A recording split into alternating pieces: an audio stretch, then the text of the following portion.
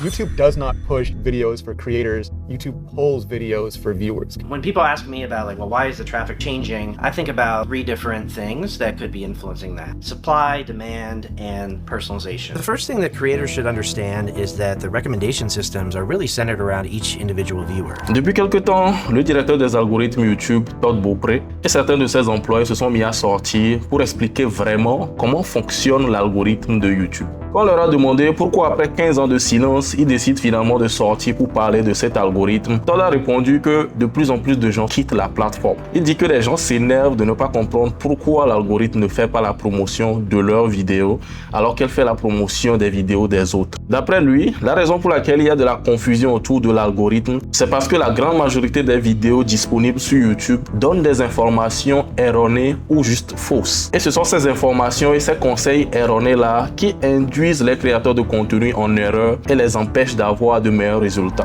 Dans cette vidéo, je vais partager avec toi les informations les plus importantes que j'ai apprises en regardant ces vidéos. Je vais te présenter des explications de YouTube même sur des questions comme pourquoi l'algorithme ne fait pas la promotion de mes vidéos, comment l'algorithme décide de quelle vidéo montrer aux gens ou non, et comment faire partie à répétition des vidéos que l'algorithme suggère aux gens. Toutes les sources que je vais mentionner dans cette vidéo seront dans la description. On y va.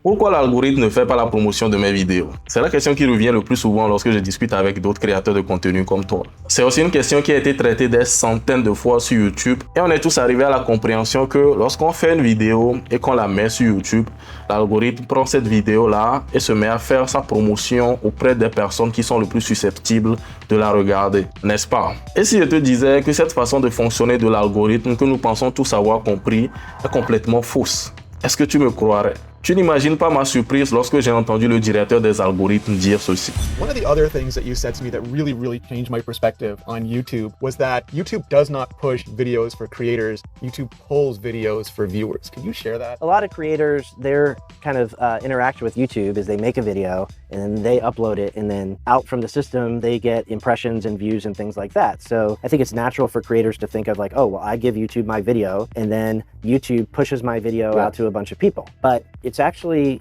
more the reverse. So yes, you upload your video to YouTube, but what triggers a viewer seeing an impression of your video isn't some YouTube plan that says, oh, look, here's a new video from Renee. I'm going to give this to 10,000 people and then see what happens. That's not how it works. Instead, what happens is the challenge that the recommendation engine is given this viewer who's coming to YouTube from this type of device at this time of day with this history of videos they've watched before, what are the best videos that we could show them right now? We are very centered on that viewer and finding the best videos for that viewer. En fait, ce que le directeur des algorithmes vient de dire là, c'est très important. Jusqu'à maintenant, dans la compréhension de beaucoup de créateurs de contenu, c'est que nous, les créateurs de contenu, nous sommes les patrons. Lorsque nous créons des vidéos, nous donnons ces vidéos-là à l'algorithme. Et l'algorithme a pour travail de faire la diffusion de ces vidéos-là auprès des utilisateurs. Ce que le directeur des algorithmes vient de dire, c'est que ça là, c'est complètement fou. Et qu'au contraire, les patrons ici, c'est les utilisateurs. L'algorithme,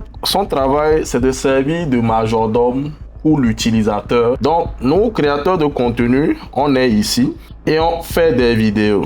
Maintenant, l'algorithme, avec les informations qu'il possède sur son roi, il regarde parmi nous, les créateurs de contenu là, qui a produit une vidéo qui va plaire à son roi. Et il va piocher cette vidéo-là et la proposer à l'utilisateur. Là maintenant, il serait naturel pour toi de te demander, ok, maintenant qu'est-ce que moi, ça change à ma façon de faire? Quelles sont les implications de cette information? La toute première chose, c'est que l'algorithme n'en a rien à foutre de nos vidéos. Il ne travaille pas pour nous, les créateurs de contenu. Au contraire, il travaille pour les utilisateurs de la plateforme. Il n'a pas pitié de nous.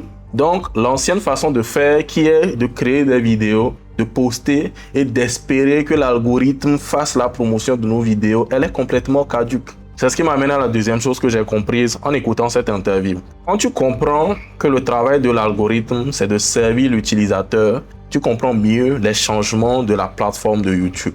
Tous les changements que YouTube fait à sa plateforme, lorsque ça ne nous arrange pas, nous créateurs de contenu, on vient s'en plaindre en pensant que c'était pour nous que la plateforme était là et qu'elle nous devait quelque chose. Comme ce n'est plus le cas, quand tu te mets à voir ces changements-là de point de vue d'un utilisateur, tu comprends direct que YouTube est en train de faire excellemment son travail. Une fois que j'ai compris ça, j'ai arrêté de voir YouTube comme le méchant qui me veut du mal. Maintenant, je le vois plus comme la personne qui essaie de satisfaire coûte que coûte l'utilisateur et je commence maintenant par me demander comment je fais pour profiter de ce système-là, l'utiliser à mon avantage. C'est ce qui m'amène à la deuxième partie de cette vidéo, la satisfaction.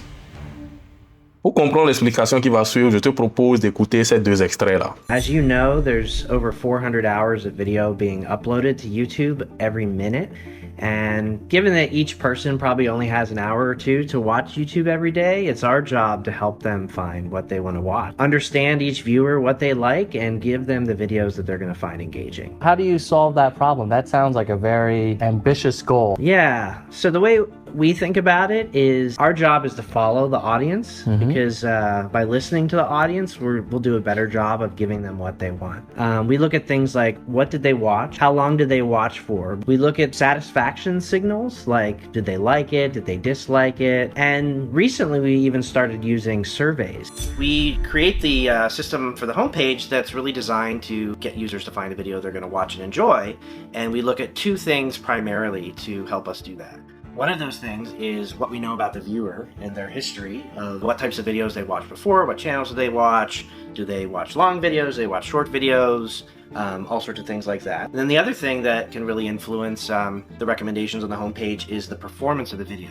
So when we do show this video on the homepage, do people that are like this viewer click on it? Do they watch it? How long do they watch? And how is it performing on average relative to other videos that we might also be showing to similar viewers? So it's a combination of personalization for the viewer and then also performance.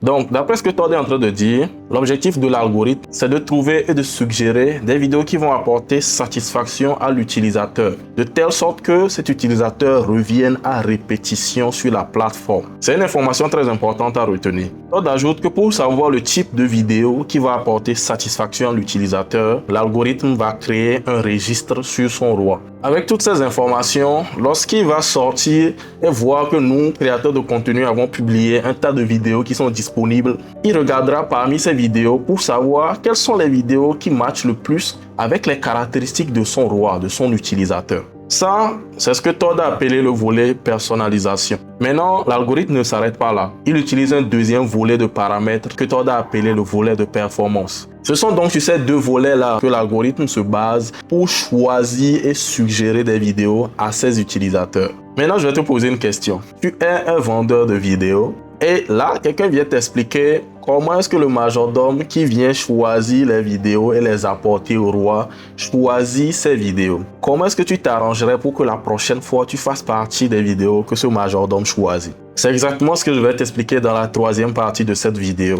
Avant de continuer, j'aimerais te faire savoir que j'offre un appel de consultation gratuit d'1 heure de temps, au cours de laquelle je vais analyser avec le peu de connaissances que je possède ta chaîne YouTube avec toi et je vais te dire ce que je pense qui ne marche pas. Si ça t'intéresse, le lien est dans la description. On continue.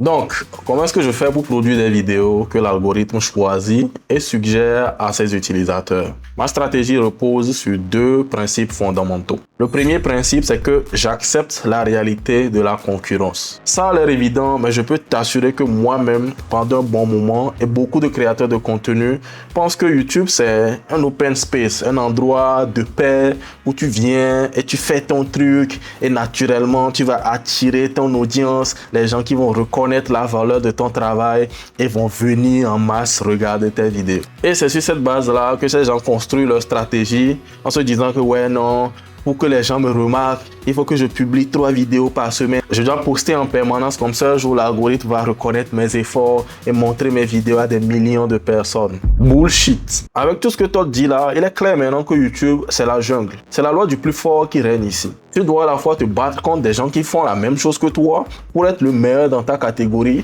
Mais en plus de ça, tu dois te battre contre tous les meilleurs des autres catégories pour être la personne que l'utilisateur choisit au final. C'est la jungle, man. Quand j'ai compris ça, j'ai arrêté avec cette histoire de poster une vidéo par semaine. Je sais que les vidéos ne seront pas au niveau. Cette vidéo que tu es en train de regarder, j'ai écrit son script au moins 4 fois. La première version du script même, je l'ai tourné, je l'ai pré-monté. Et quand le moment est arrivé d'envoyer la vidéo au monteur, j'ai regardé la vidéo et je me suis dit non, c'est pas au niveau, il faut que je recommence. Lorsque tu regardes les résultats des vidéos que j'ai postées ces 4 derniers mois et tu compares ça à la vingtaine de vidéos que j'avais postées avant ça, tu vois clairement que ça paye. Le deuxième principe sur lequel repose ma stratégie, c'est que j'ai compris qu'il fallait que je crée moi-même mes propres volets d'optimisation. Je me suis simplement rendu compte que l'algorithme ne devine pas ce qui va plaire à l'utilisateur. C'est en rassemblant des données sur l'utilisateur qu'il comprend ce qui a le plus de chances de lui plaire. Donc, moi, je ne peux pas sortir de nulle part, vouloir plaire à l'utilisateur à qui l'algorithme essaie de plaire et ne pas faire la moitié du travail que l'algorithme est en train de faire. Il faut que moi-même, je crée un volet de personnalisation pour la personne que je vise et que moi-même, je me crée un volet de performance pour les vidéos que je produis. Pour le volet de personnalisation, je me suis posé et puis je me suis demandé, ok, comment est-ce que je fais pour récolter des informations sur la personne à qui je vais adresser mes vidéos? Et l'idée qui m'est venue, c'est de faire des appels de consultation gratuits dont je viens juste de te parler. En discutant avec des gens qui regardent mes vidéos, je me rends compte de leurs problèmes, du type de personne que c'est, la tranche d'âge, où est-ce qu'ils se trouvent sur le continent, le type de contenu qu'ils regardent. En faisant cela, je me retrouve maintenant avec de la data sur le type de personnes qui regardent mes vidéos, ce qui augmente drastiquement mes chances de produire des vidéos qui vont leur plaire. Une deuxième technique que j'utilise pour augmenter la précision de mon volet de personnalisation, c'est que je compare mes vidéos aux vidéos de mes concurrents qui font la même chose que moi. Je regarde quelles sont leurs vidéos qui performent le plus, quelles sont les thématiques sur lesquelles les vidéos obtiennent plus de vues généralement que les autres. Parce que ces vues disent directement ce que l'utilisateur veut. Avant, moi, je créais des vidéos en fonction de ce que j'avais envie de créer, en fonction de ce que moi, je pensais qui était important pour l'utilisateur. Maintenant, j'ai arrêté de faire ça. Je crée maintenant en fonction de ce que j'ai vu que tu aimes. Résultat, je fais de meilleurs résultats. Et ça, c'est juste une petite partie de la façon dont je construis le volet personnalisation. En ce qui concerne le volet de performance, j'ai regardé les performances de mes propres vidéos. J'ai regardé les performances des vidéos des gens avec qui je discute lorsque je fais les appels.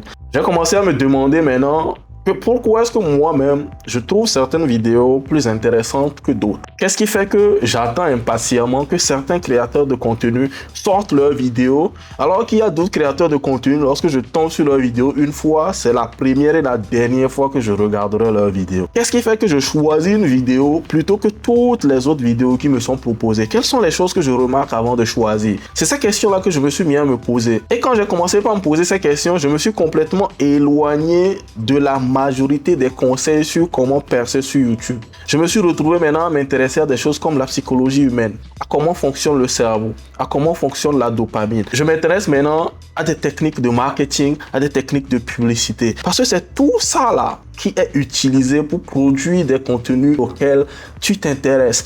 Et ça, pratiquement personne n'en parle. Et c'est dans ça que des gens sont là à penser que YouTube c'est facile. Franchement, si tu as aimé cette analyse, il me reste beaucoup de ces recherches-là sur l'algorithme dans mon bloc-notes ici. Je pourrais faire d'autres vidéos dessus si cette vidéo-là t'a apporté de la satisfaction. Si c'est le cas, s'il te plaît, mets-moi un commentaire et n'oublie pas que le lien pour l'appel gratuit se trouve dans la description de cette vidéo. Peace.